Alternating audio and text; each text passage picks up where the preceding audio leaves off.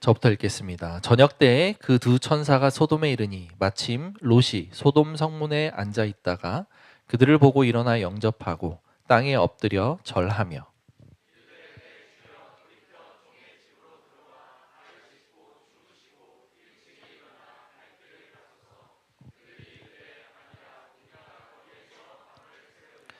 롯이 간청함에 그제서야 돌이켜 그 집으로 들어오는지라. 롯이 그들을 위하여 식탁을 베풀고 무교병을 구우니 그들이 먹으니라.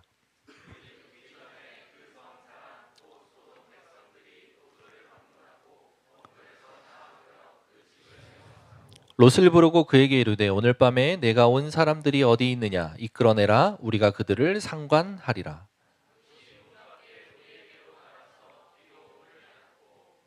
이르되 청하노니 내 형제들아 이런 악을 행하지 말라.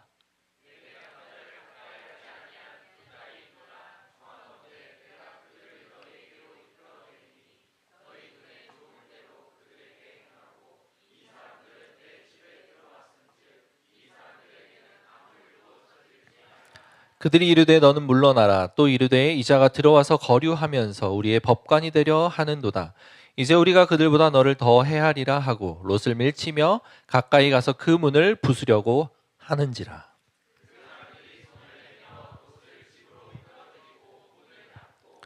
문 밖에 무리를 대소를 막론하고 그 눈을 어둡게 하니 그들이 문을 찾느라고 헤매었더라.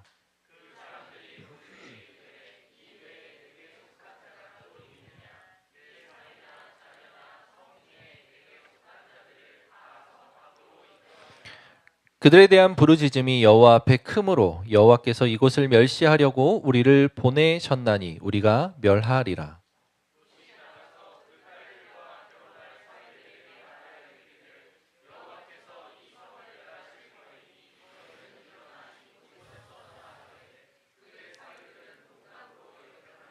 동틀 때에 천사가 롯을 재촉하여 이르되 일어나 여기 있는 내 아내와 두 딸을 이끌어내라. 이 성의 죄악 중에 함께 멸망할까 하노라.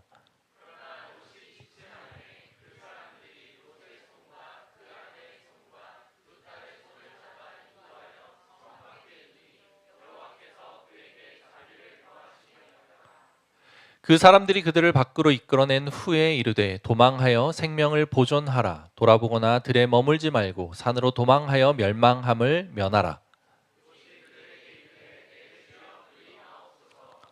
주의 종이 주께 은혜를 입었고 주께서 큰 인자를 내게 베푸사 내 생명을 구원하시오나 내가 도망하여 산에까지 갈 수 없나이다. 두렵건대 재앙을 만나 죽을까 하나이다.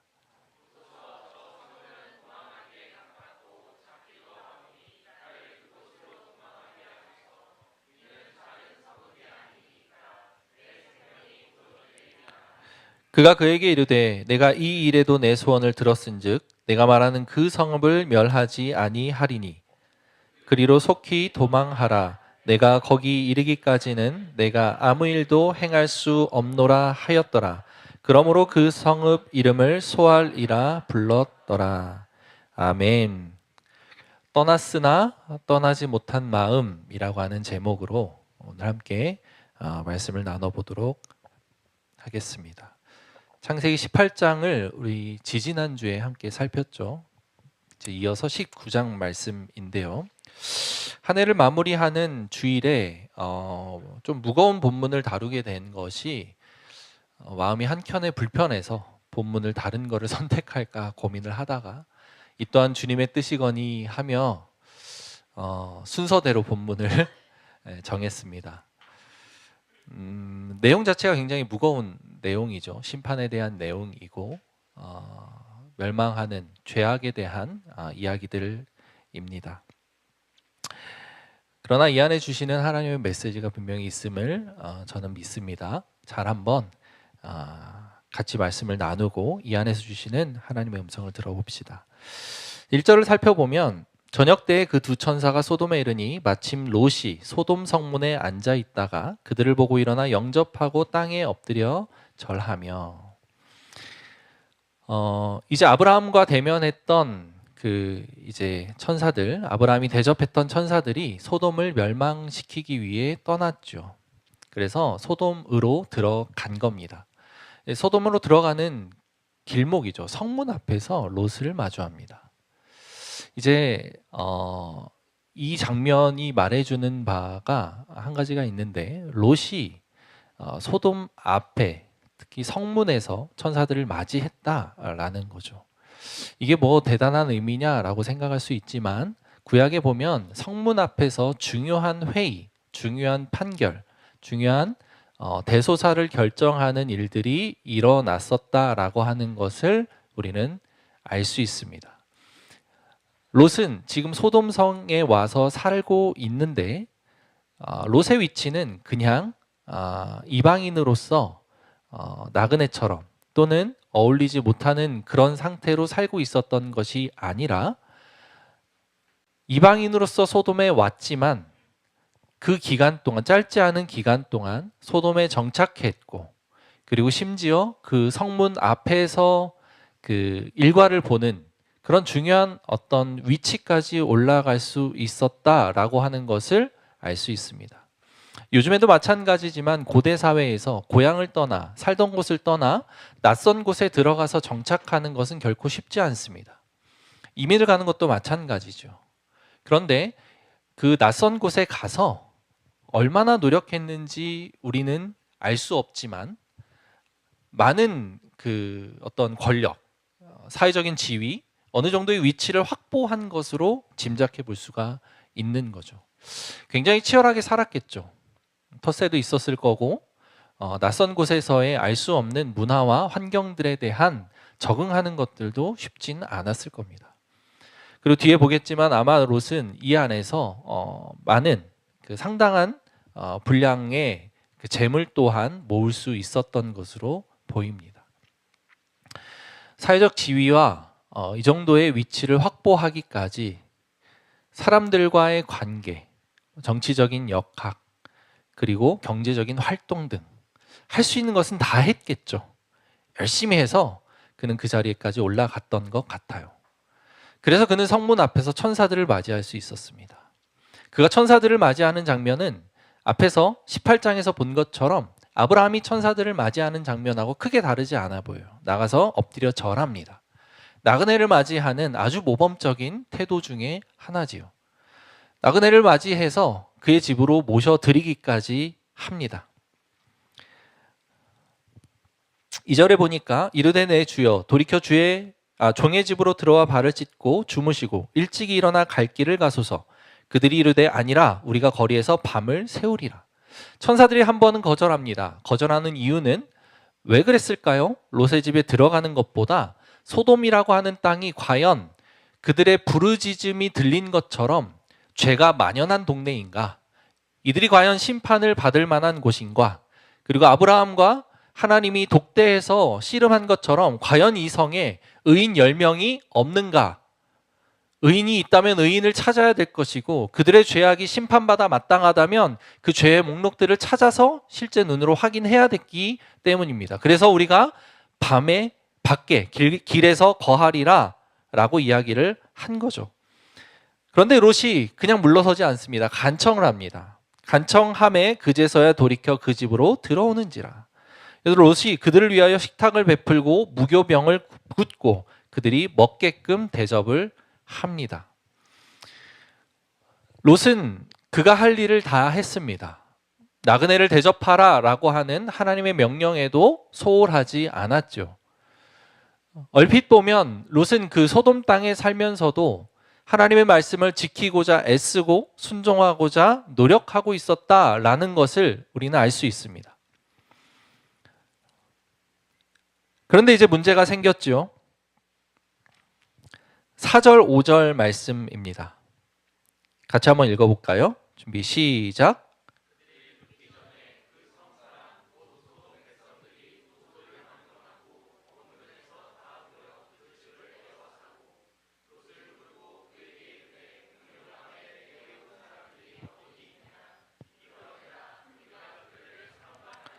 롯의 집에 이방인이 들어섰다는 소식을 듣고 소돔 사람들이 몰려듭니다. 그런데 그들이 보이는 반응과 말이 매우 충격적이죠. 오늘 밤에 네게 온 사람들이 어디 있느냐 이끌어내라. 우리가 그들을 상관하리라. 나그네를 데려와. 우리가 그와 상관할 거야. 이 상관이라고 하는 단어는 야다라고 하는 단어인데 알다라는 단어입니다. 그런데 그냥 알다의 개념이 아니라 뭔가 깊이 알다, 깊은 관계를 맺다, 뭐 이런 차원의 단어인데 성경에서는 주로 이 단어는 성관계와 관련한 것으로 사용이 됩니다. 즉 그와 더불어 상관하리라라고 하는 말은 나그네, 이방인 그들을 성적인 도구와 놀이기로 삼겠다. 우리가 그를 성적으로 그 도구 삼아서 폭력을 행하겠다라고 하는 그런 말이에요. 너무 충격적이죠. 나그네들이 아마 뭐 여자의 모습은 아니었을 겁니다. 천사였기 때문에 출중한 외모를, 수려한 외모를 지녔을 것이라고 우리는 상상을 해보지만 어땠을지는 모르죠. 그러나 여자의 모습은 아니었을 거라고 일반적으로 추측을 합니다. 그런 천사의 모습을 한 나그네들을 끄집어내라 라고 소돔 사람들이 들러와서 이야기를 하고 있는 장면이에요. 소돔에 어떤 지금 그 죄악이 관영해 있는지를 짐작해 볼 수 있는 대목입니다. 성적인 타락, 그리고 인권과 인륜에 대한 어떤 그 전혀 고려하지 않는 그런 죄악이 가득한 모습. 성이라고 하는 것은 하나님이 우리에게 주신 너무 귀한 선물입니다. 그 자체는 우리가 감히 포기할 수 없는 선물이죠. 남자와 여자를 지으시고 결혼이라고 하는 울타리를 만드시고 서로 간의 깊은 책임과 유대감이라고 하는 것이 전제된 상태에서의 성은 우리가 평생 마음껏 누려야 하는 아름다운 축복 중에 하나예요. 그러나 그것이 남자와 여자 그리고 깊은 유대감과 책임이라고 하는 중요한 울타리, 그것이 전제가 되지 않은 상태에서의 성은 우리에게 재앙을 가져다 줍니다. 그 성경을 그것을 죄라고 이야기를 하죠. 동성 간에 하는 행위, 이 뭐 성경 본문이 또 동성애라고 하는 것에 대한 이슈로 포커스가 맞춰져 있고 자주 인용되는 본문이기는 한데, 뭐 동성이라고 하는 것, 동성 간의 성관계를 맺는 것, 그것 굉장히 큰 죄고 문제죠. 그것뿐만 아니라 낯선 이와 전혀 관계가 없는 그런 이들과 성관계를 맺으려고 하는 이들의 그 포각스러운 모습 또한 감히 우리가 상상할 수 없는 그 죄에 물들어 있는 모습이라고 생각해 볼 수 있는 겁니다. 성을 한낱 유흥거리로 삼는 것, 동성 간에 이런 관계를 하려고 하는 것, 손님을 내어달라고 하는 것, 어떤 것 하나도 우리가 가볍게 여길 수 없는 심각한 죄악입니다. 그런데 여기서 더욱 경악스러운 장면이 펼쳐지죠. 6절부터 8절까지 말씀입니다. 롯이 문 밖에 무리에게로 나가서 문을 뒤로 닫고 이르되 청하오니 내 형제들아 이런 악을 행하지 말라. 내게 남자를 가까이 하지 아니한 두 딸이 있노라. 청하건대 내가 그들을 너희에게로 이끌어내리니 너희 눈에 좋을 대로 행하고 이 사람들은 내 집이 들어왔은즉 이 사람들에게는 아무 일도 저지르지 말라. 롯이 나그네를 지키기 위해 한 행동, 그가 한 말, 이것은 오히려 더 큰 충격을 우리에게 가져다 줍니다. 소돔 사람들은 원래 그렇게 타락했다, 뭐 하나님의 심판 앞에 놓인 백성들이기에 그러려니 하고 생각해 볼 수 있는데, 롯은 어떻습니까? 아브라함의 조카였고 하나님의 자녀, 하나님을 섬기는 이였습니다. 그런데 그런 롯이 그 사람들 앞에서 하는 말은 우리 집에 들어온 나그네는 우리 집에 다시 드리고 남자를 알지 못하는 나의 두 딸이 있으니 그들을 니들이 상관해라 라고 이야기를 하는 장면이에요. 자기의 딸을 아버지의 독단으로 그들의 성적 놀이개로 내어주려고 하는 그런 모습이죠. 감히 상상할 수 있는 이야기가 아니죠. 롯은 왜 이런 이야기를 하고 있을까요? 어떻게 이렇게 이야기를 할 수 있을까요? 여러분은 그 온탕 속에 개구리라고 하는 이 개념, 이야기를 아십니까? 뭐 이게 사실은 와전되어서 전해 오긴 했지만 우리는 익숙한 그 이제 개념으로 알고 있습니다. 개구리를 따뜻한 물에, 뜨겁지 않은 물에 담가 놓으면 처음에는 잘 있다가 물을 서서히 가열하게 되면 그래서 끓는 점까지 오게 되면 개구리는 여기가 뜨거운지를 모르고 그대로 죽어갔다라고 하는 그런 이야기이죠. 우리가 주변 환경에 얼마나 쉽게 영향을 받을 수 있는지를 이야기할 때 자주 인용되고 하는 이야기입니다. 근데 뭐 실제로는 뜨거우면 개구리가 뛰쳐나오겠죠. 뜨거워지면 뭐 이제 그럴 것 같긴 한데 우리는 쉽지가 않아요.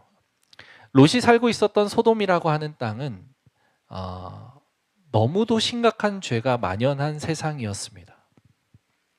성이라고 하는 것이 지금 그 나그네가 집에 왔을 때 성 사람들이 와서 요구한 내용들을 보면 짐작해 볼 수 있듯이 성적인 문화에 대해 너무 큰 타락이 진행되고 있었던 거죠. 롯은 거기서 지금 살아가는 시기가 대략 10년 이상 됐을 거라고 짐작을 합니다. 그 기간 동안 온탕 속의 개구리처럼 롯은 젖어들었었던 거예요. 그 나라, 그 소돔이라고 하는 성 안에서 이루어지는 성적인 부도덕함이 너무도 자연스럽게 롯에게 다가오고 있었던 거예요. 최후의 어떤 순간에 대한 선은 롯에게 있었을지도 모르지만 적어도 내 딸을 나그네를 위해 내어주는 선택까지 할 수 있을 만큼은 젖어들었고 무너져 있었다라고 해석할 수 있는 거죠. 너무 속상하고 너무 슬픈 이야기입니다. 우리가 살아가는 세상은 어쩌면 소돔보다 더 악하다고 이야기할 수 있는 세상입니다. 우리가 상상할 수 없는 개념, 세계관, 그리고 가치관들이 우리의 사고와 삶으로 침투해 들어옵니다.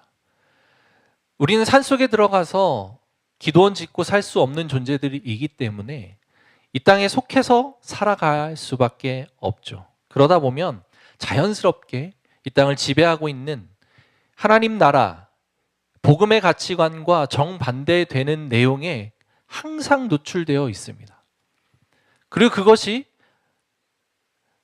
성경에서 말하는 이거는 죄야, 이거는 죄가 아니야 라고 이야기를 하며 칼로 물을 자르듯이 분별할 수 있는 것이라면 좋겠지만 그렇지 않고 교묘하게 다가오는 죄의 모습들은 우리를 이와 같이 물들게 할 수 있다라는 이야기죠. 구체적으로 예를 들면 사실 한도 끝도 없겠죠. 특별히 우리가 극도로 조심해야 되는 것 중에 하나는 돈과 성에 대한 문제입니다. 그리고 물론 그 이외의 다른 것들도 많죠. 세속적인 가치관이 얼마나 우리에게 침투해 들어옵니까? 하나님 나라는 그렇지 않다라고 이야기를 하는데 우리는 그 속에서 회색지대를 찾으려고 애씁니다. 이 정도는 괜찮지 않겠어? 이 정도는 하나님께서도 이해해 주실 거야.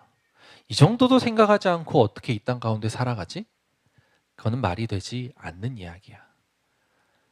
숨을 수 있는 공간을 찾고 그곳에 나를 두고자 하는 거죠. 롯의 상황도 어쩌면 그와 비슷한 상황이지 않았을까라고 하는 생각을 해봅니다. 정신을 차려야죠. 하나님 주시는 말씀 앞에 우리가 바로 서 있어야 되는 이유입니다. 이제 천사들이 나섭니다. 천사들이 10절에서 그 사람들이 손을 내밀어 롯을 집으로 끌어들이고 문을 닫고 롯을 이제 집으로 들인 다음에 천사들이 문을 닫습니다. 그리고 이제 문 밖의 무리에 대해서 눈을 어둡게 하는 일을 합니다. 그러자 12, 13절 이렇게 이야기를 하죠. 그 사람들이 롯에게 이르되 이외에 내가 속한 자가 또 있느냐? 네 사위나 자녀나 성중에 내게 속한 자들을 다 성 밖으로 이끌어내라. 그들에 대한 부르짖음이 여호와 앞에 크므로 여호와께서 이곳을 멸하시려고 우리를 보내셨나니 우리가 멸하리라. 자, 이제 심판의 메시지가 선언됩니다. 천사들은 지금 소돔이 과연 그곳에서 울려 퍼지는 사람들의 그 신음소리, 부르짖음이 과연 그러한가라고 하는 것을 살펴보기 위해, 감찰하기 위해 그 땅에 왔는데 지금 롯 집에 들어가 있어 보니 그것이 증명되었다라고 하는 것을 판단한 것 같아요. 그래서 이제 이 땅을 심판하겠다라고 선언하고 있는 거예요. 그러면서 롯에게 기회를 줍니다. 너에게 속한 자가 어디 있느냐? 너에게 속한 자를 소돔에서 이끌어 내라. 내가 이 땅을 멸할 것이다. 성경이 진단하는 소돔의 죄악은 우리가 지금 단편적으로 살펴본 것처럼 성적인 죄뿐만이 아닙니다. 에스겔에 보면 이렇게 표현되어 있어요. 내 아우 소돔의 죄악은 이러하니 그와 그의 딸들에게 교만함과 음식물의 풍족함과 태평함이 있음이며 또 그가 가난하고 궁핍한 자를 도와주지 아니하며 거만하여 가증한 일을 내 앞에서 행하였음이니라. 그러므로 내가 보고 곧 그들을 없이 하였느니라. 어떤 죄가 있습니까? 딸들에게 교만하고 풍족하고 태평하고 가난하고 궁핍한 자를 돕지 않고 가증한 일을 내 앞에서 행하였다. 아마 이 가증한 일이 지금 성경에 우리가 함께 읽은 본문에 나오는 성적인 타락에 대한 이야기였을 겁니다. 그것뿐만 아니라 그들에게는 풍족함, 교만함, 태평함, 그리고 가난한 자와 궁핍한 자를 돕지 않음이라고 하는 성경에서 말하는 싫어하는 종류의 내용들은 다 가지고 있었던 그런 상태였다라는 거죠. 심판을 할 명분을 확실하게 찾았습니다. 동이 틀 때까지 이제 롯에게 시간이 남았습니다. 동 틀 때까지 이제 롯은 멸망에 준비해야 됩니다. 위기라고 하는 것은 예고되어 있다면 더 이상 그것은 위기가 아닙니다. 롯에게 소돔의 멸망은 예고되었기 때문에 위기가 아닐 수 있습니다. 오늘 밤에 폭설이 내린다고 하면 여러분, 우리는 그 폭설이라고 하는 위기에 어떻게 대응을 하죠? 눈 오기 전에 빨리 집에 들어가야죠. 혹시나 차를 가지고 왔다면 이제 더 빨리 집에 들어가든지 그렇게 되는 거죠. 내일 눈이 온다. 그럼 차를 안 가지고 나오겠죠. 지하철을 타고 이동하든 그런 위기에 대응할 수 있는 방법을 찾습니다. 태풍이 올 것이다. 그럼 아이들에게 태풍이 오니까 조심하자. 집 창문에다가 테이프를 발라 놓는다든지 하는 그 위기에 대응할 수 있는 매뉴얼을 만들고 그에 대응을 하면 돼요. 지진은 우리나라에 크게 없으니까 별로 와닿진 않을 것이고, 비가 많이 온다. 여러 가지 일들로 위기가 찾아온다라고 했을 때 그것을 미리 안다면 사실 그것은 큰 위기가 아니에요. 내일 내가 도둑질을 당할 것 같아. 내일 우리 집에 도둑이 들 것 같아. 라고 하는 것이 예고된다면 집 비밀번호를 바꾼다든지 아니면 집 안에 있는 귀중품들을 어디로 옮겨 놓는다든지 하는 일들을 하면 큰 문제가 없는 것처럼 위기라고 하는 게 예고된다면 그 피해를 최소화할 수 있는, 어쩌면 피해 자체를 보지 않을 수 있는 선택을 우리는 할 수가 있습니다. 롯에게 지금 그런 상황이 펼쳐진 거예요. 천사들이 와서 롯에게 피하라. 이 땅이 곧 멸망할 것이다. 라고 이야기를 한 것이죠. 그런데 여기에서 이상한 모습이 펼쳐집니다. 두 가지 반응들이 보이는데요. 14절에 보면 롯이 나가서 그 딸들과 결혼할 사위들에게 말하여 이르기를 여호와께서 이 성을 멸하실 터이니 너희는 일어나 이곳에서 떠나라 하되 그의 사위들은 농담으로 여겼더라. 이 땅이 멸망할 것에 대한 선언을 장인어른이 이야기를 하는데 사위들이 이것을 농담으로 여깁니다. 아니, 어떤 장인어른, 어떤 어른이 이 땅이 멸망할 것이라는 농담을 합니까? 롯의 스탠스가 어떠했는지는 모르겠지만, 그가 말한 그 문장의 어조가 어떠했는지는 우리가 모르겠지만, 이 사위들의 반응은 일반적인 모습은 아닌 것 같아요. 정상적이진 않아 보입니다.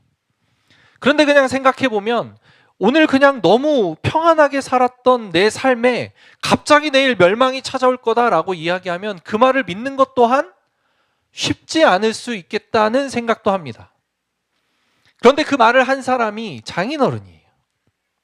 그냥 길 가던 사람이 한 이야기가 아니라는 말이죠.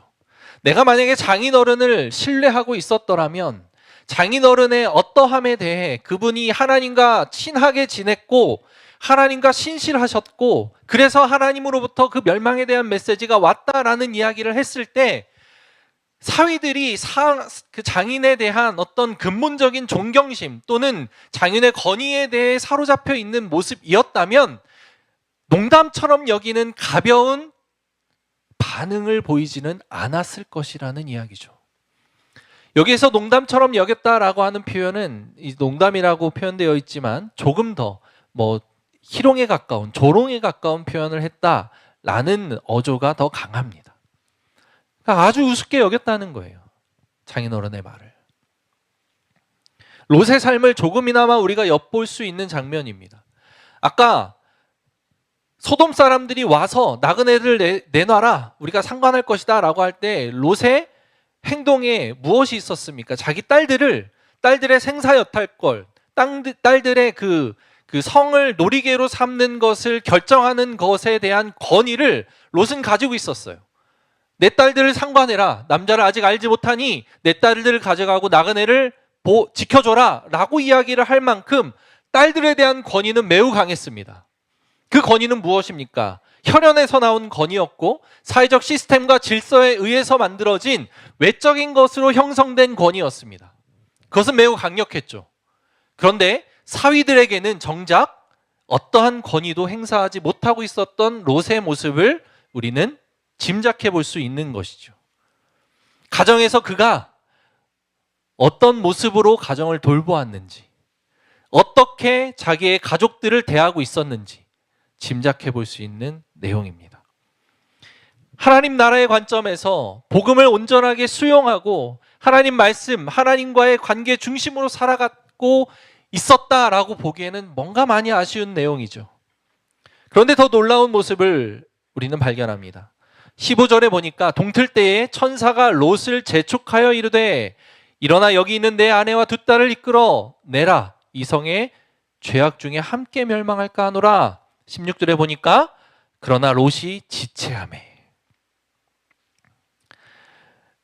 롯이 지금 지체하고 있습니다. 동이 틀 때 그 성이 멸망할 거야 라고 분명하게 말씀하셨는데 롯은 지금 떠나지 못하고 있습니다. 지체하고 있어요. 왜?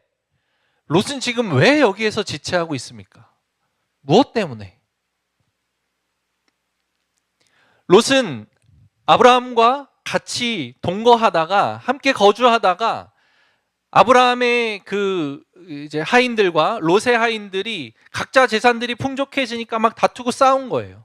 땅이 비좁은 거예요. 그래서 창세기 13장에 그들은 갈라섭니다. 그때 롯은 소돔을 선택하고 소돔으로 왔죠. 이방인의 신분으로 소돔으로 왔습니다. 와서 성문 앞에 앉아 있었던 곳에서 우리가 유추해 볼 수 있는 것은 롯은 그곳에서 매우 세상적으로 봤을 땐 성공적인 삶을 살았습니다. 아마 사회적인 지위와 부, 여러 가지 것들을 그 안에서 구축해 놨을 거예요. 그런데 이 땅이 멸망한다라고 했을 때 롯에게 들어온 첫 번째 감정은 그것이 너무 아까웠을 겁니다. 내가 이것을 어떻게 이루었는데, 내가 일군 것을 어떻게 포기하고 이 땅을 떠나서 도망을 갈까? 그것이 롯으로 하여금 지체하게 만들지 않았겠습니까? 롯은 지체했어요. 망설였습니다. 심판이라고 하는 것을 당할 것을 뻔히 알면서도 그곳에서 떠나는 것을 망설이고 있었던 거예요.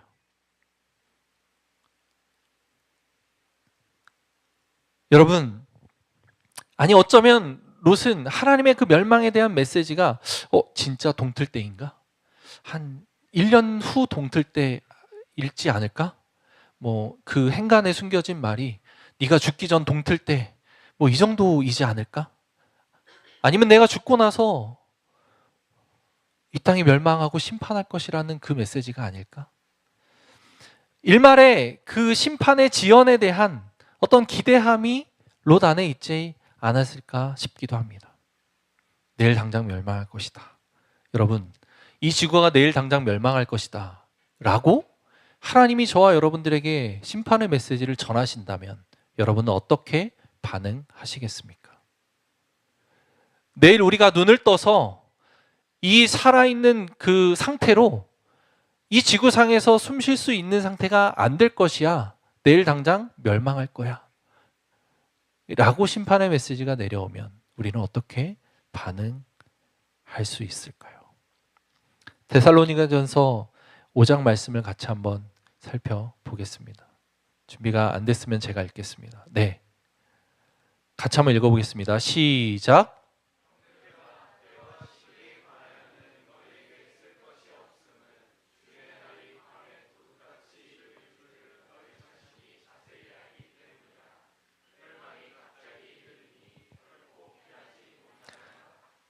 여러분, 지금 우리가 살고 있는 이 때는 심판이 임박한 세대입니다. 심판이 임박했다라고 하는 이야기는 성경에서 끊임없이 강조하고 또 강조하고 있는 이야기예요. 그런데 우리의 인식은 어떻죠? 솔직히 저도 제가 죽기 전엔 예수님 다시 안 올 것 같아요. 제 이해니까 믿지 마십시오. 근데 성경은 뭐라고 이야기를 합니까? 임박했다고 이야기를 하잖아요. 언제 올지 모른다고 이야기를 하잖아요. 저만 해도 내일은 아닐 것 같고 적어도 10년 후도 아닐 것 같아요. 어쩌면 조금 더 가면 내가 죽을 때까지는 아닐 것 같은 거죠. 그러니 롯의 이 지체하는 마음이 처음 봤을 때는 너무 어리석어 보였는데 묵상하면 할수록 어리석어 보이지가 않는 거예요. 나도 지금 그러고 있는데. 임박했다고 말씀하시는 성경의 경고들은 지금 데살로니가 전서만 봤지만 끊임없이 곳곳에서 나타나는데 예수님도 말씀하시고 서신서의 다양한 부분에서 계속해서 우리에게 경고하는데 나조차도 내일은 아니니까 주님의 그 십자가를 지고 주님을 따르는 일에 주저하게 되고 지체하게 되는 일들이 계속해서 나타나게 되는 거죠. 롯과 무엇이 다릅니까? 롯은 눈앞에 천사가 나타났잖아요. 아니요, 그거보다 더 확실한 하나님의 말씀이 우리에게 있잖아요. 천사보다 더 확실합니다.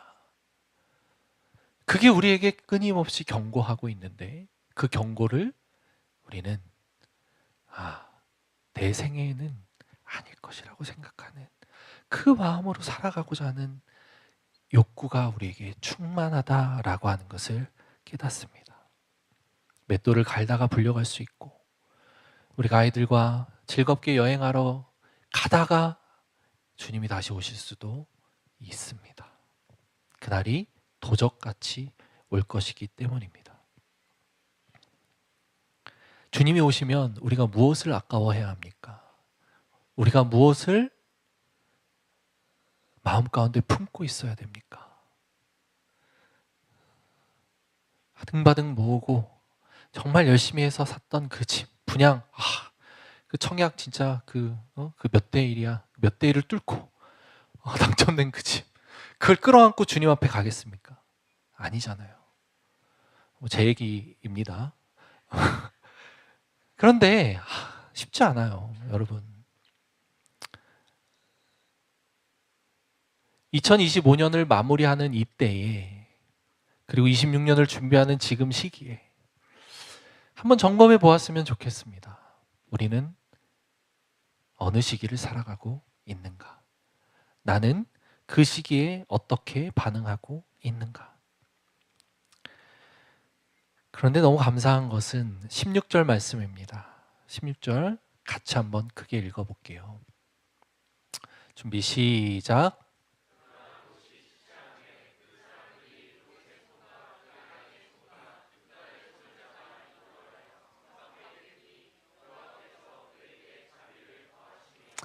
네, 잠깐 띄워주시면 그 사람들은 천사입니다. 천사들이 지체하는, 망설이는 롯의 손을 잡아요. 그리고 성 밖으로 끄집어냅니다. 이것은 무엇이다? 여호와께서 그에게 자비를 더하셨습니다. 이게 은혜입니다. 롯은 자기의 힘으로는 소돔을 벗어날 수가 없었어요. 하나님께서 롯에게 자비를 베푸신 이유가 무엇입니까? 롯이 잘나서입니까? 아니에요. 성경 에 롯이 의인이라고 표현된 구절이 있긴 하지만 롯이 잘나서 실제로 의로워서 의인이라는 게 아니에요. 롯은 끝까지 지체하고 망설이고 있었습니다. 롯이 의인이라고 불리고 롯에게 자비를 베풀어 주신 유일하신 이유는 바로 아브라함에게 베푸신 하나님의 언약입니다. 약속 때문이에요. 하나님이 아브라함에게 하신 그 약속은 아브라함에게 속해 있는 자들에게 공통되게 베풀어지는 은혜예요. 우리는 지금 영적인 아브라함의 후손입니다. 그래서 하나님은 우리에게도 동일한 은혜를 베푸세요. 끄집어내십니다. 그 심판에서부터 건져내신 거예요. 우리가 그 손길에 따라 그 자비하심에 따라 구원을 선물로 받은 겁니다. 여러분과 내가 잘나서가 아닙니다. 내가 포기할 수 있다고 고백해서가 아니에요. 여러분 포기할 수 있으면 얼마나 포기할 수 있습니까? 우리에게 있는 것들 다 내던져 놓고 소돔에서 벗어나라고 하면 여러분 벗어날 수 있는 이들이 얼마나 있습니까? 쉽지 않습니다. 망설이게 되고 지체하게 되죠. 자꾸 뒤돌아보고 싶어집니다. 그런데 하나님께서 그의 손을 잡고 이끌어내시는 것, 그게 바로 은혜예요. 그렇게 우리를 이끌어 주셨고 앞으로도 이끌어 주실 거예요. 우리는 그 하나님의 손길, 그 하나님의 언약, 하나님의 그 자비하심에 붙들려 있어야 된다라고 하는 말씀입니다. 오늘 우리에게 주시는 말씀은 분명합니다. 롯이 의인이어서 그가 구원받은 게 아닙니다. 하나님의 자비하심 때문입니다. 믿으십니까? 그런데 롯은 참 웃겨요. 이 하나 보면 17절에 보면 그 사람들이 그들을 밖으로 이끌어낸 후에 이르되 도망하여 생명을 보존하라. 돌아보거나 들에 머물지 말고 산으로 도망하여 멸망함을 면하라. 산으로 도망하라 했는데 롯이 이렇게 이야기를 해요. 롯이 그에게 이르되 내 주여 그리하옵소서. 주의 종이 주께 은혜를 입었고 주께서 큰 인자를 내게 베푸사 내 생명을 구원하시오나 입은 청산유수죠. 내가 도망하여 산에까지 갈 수 없나이다. 여기까지는 뭐 이해가 됩니다. 두렵건대 재앙을 만나 죽을까 하나이다.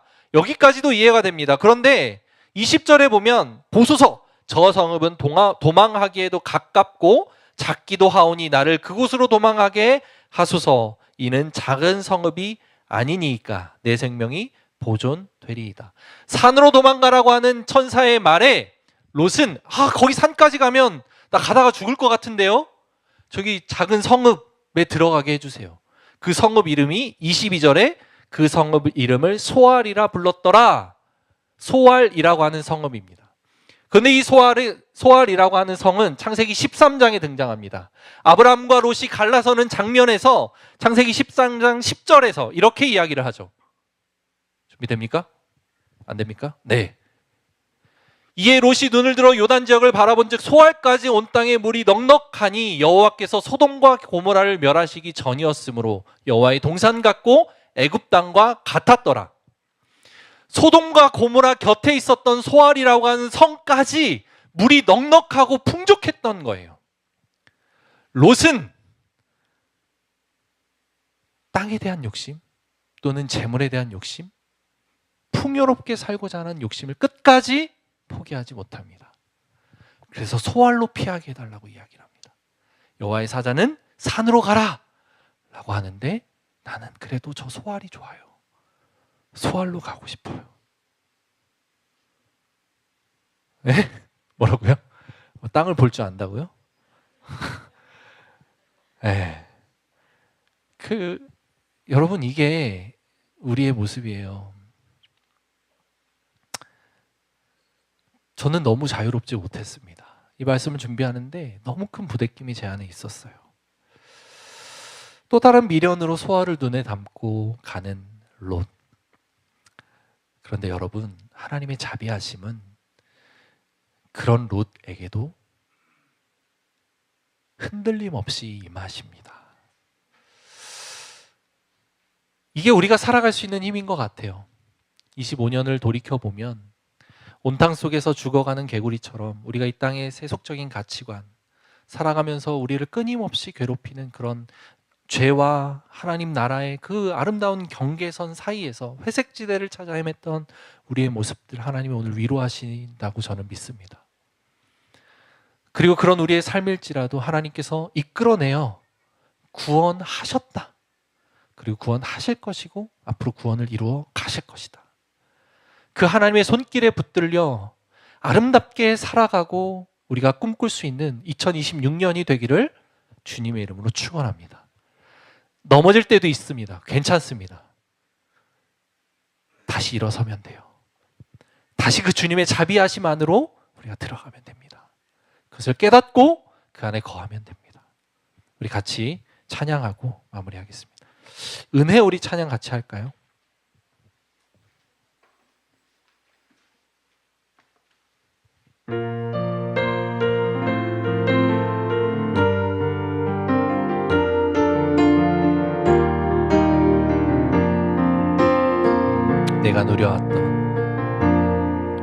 내가 누려왔던 모든 것들이 내가 지나왔던 모든 시간이 아멘 내가 걸어왔던 모든 순간이 당연한 것 아니라 은혜였소 내가 있는 그곳 저녁의 노을 봄의 꽃향기와 가을의 열매 아멘 변하는 계절의 모든 순간이 당연한 것 아니라 은혜여 모든 것이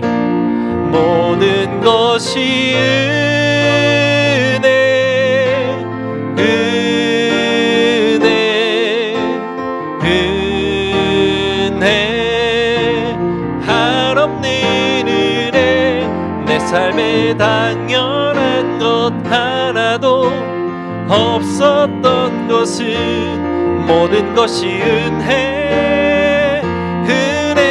은혜였소 내가 이 땅에 태어나 사는 것 어린아이 시절과 지금까지 아멘 숨을 쉬며 살며 꿈을 꾸는 삶 당연한 것 아니라 은혜였소 내가 하나님의 자녀로 살며 아멘 오늘 찬양하고 예배하는 삶 복음을 전할 수 있는 축복이 당연한 것 아니라 은혜였어 모든 것이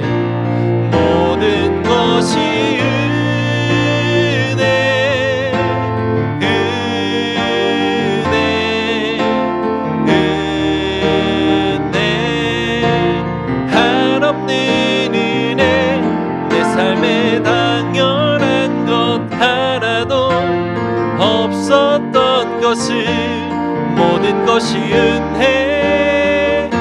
은혜였소 모든 것이 은혜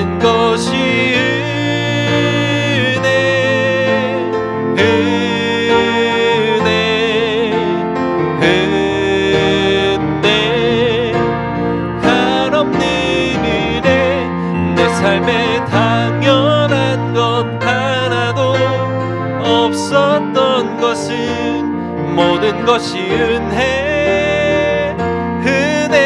은혜였소 우리 같이 기도할 때 2025년에 일어났던 우리의 일들을 한번 정리해 봅시다. 은혜 아닌 것이 있었습니까? 감사하지 못할 제목이 있습니까? 주님, 2025년을 건강하게 그리고 주님 벗어나지 않고 주님 품 안에서 지낼 수 있게 해주셔서 감사합니다. 26년을 맞이하는 지금 주님 품 안에서 더욱 살아가게 하여 주옵소서.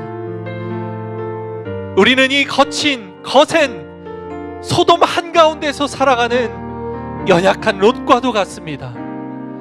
그러나 우리에게 아브라함에게 베풀어 주신 그 언약으로 말미암아 자비를 베풀어 주시고 은혜로 우리를 감싸 주셨으니 그 은혜에 잇대어 살아가는 우리가 되게 하여 주옵소서.